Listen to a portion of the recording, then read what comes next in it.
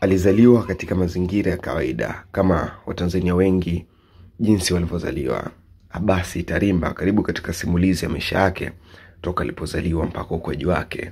Hii ni msimuliaji wako, naitwa Daud Alexander Scott Rizzi. Alikuwa akijifunza mapema kuwa mafanikio yanahitaji nidhamu, uthubutu na kujitoa.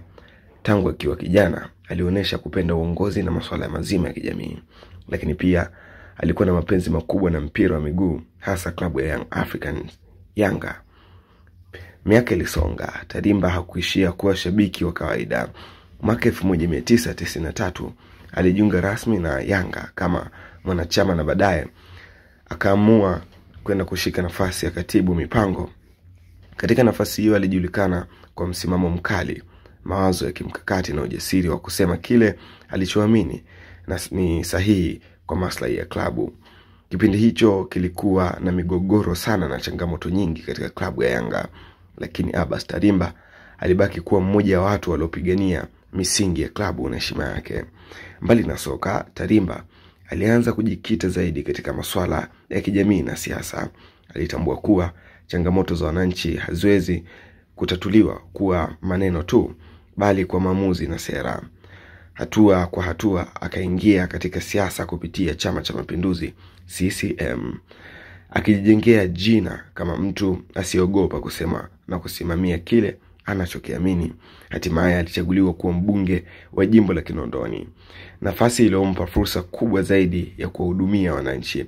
Akiwa bungeni, Tarimba amejulikana kwa michango yake kwenye mijadala ya maendeleo, akisisitiza masuala ya afya, elimu, miundombinu na ustawi wa wananchi wa kawaida nje ya bunge.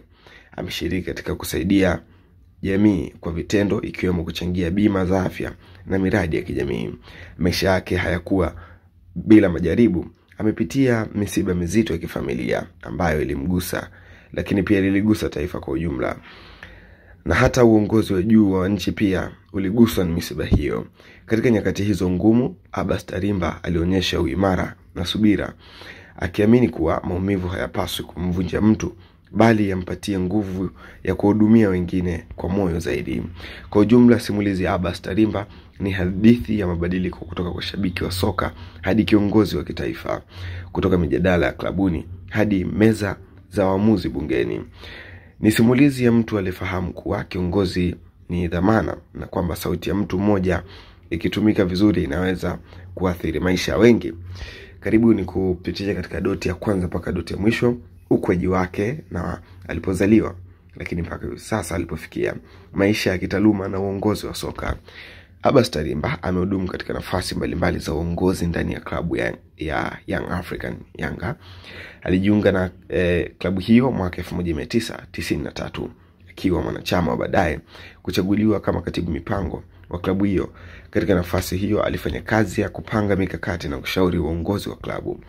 Alikuwa pia ni mwenyekiti wa kamati ya kusaidia klabu hiyo katika kipindi cha mpito, yani kushiriki katika mambo mbalimbali yanayohusiana na soka.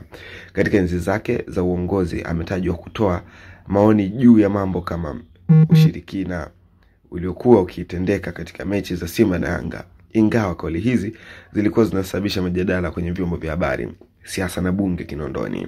Abasi Tarimba, mbunge wa jimbo la Kinondoni kupitia Chama cha Mapinduzi CCM, ameonekana kushiriki mijadala ya bunge na kutoa mchango kuhusu masuala mbalimbali ya maendeleo ya jimbo la taifa. Katika siasa ameonekana kuzungumzia masuala ya ujenzi, miundombinu, masuala ya afya na elimu kwa wanachama wa jimbo lake la Kinondoni. Lakini serikali kwa baadhi ya sera na miradi pia aliweza kuchangia. Amesema pia anataka kuendelea kupambana na wanaomkosoa Rais wa Tanzania na kumtetea kiongozi huyo, Rais Samia Suluhu Hassan. Tarimba amesema kuwa katika kipindi cha wanachama wake kama mbunge amekuwa wa vituo vya afya, kuboresha barabara na kusaidia sekta ya elimu kwa njia mbalimbali. Pia ametoa bima ya afya kwa wananchi kadhaa katika jimbo lake. Historia pia inaonyesha kwamba Rais wa zamani wa Tanzania John Pombe Magufuli aliwahi kuaini msiba wa familia Abasi Tarimba alipofika nyumbani kwa familia yake kuonyesha pole baada ya kufiwa na watoto wake wawili.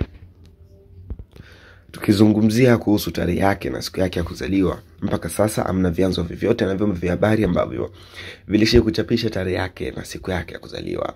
Hivyo jinsi miaka inavyozidi kwenda na muda unavyozidi kusonga, teknolojia inakuwa, tutakuletea simulizi hii ikiwa na mwaka wake pamoja na siku yake ya kuzaliwa. Kwa leo tuishi hapa.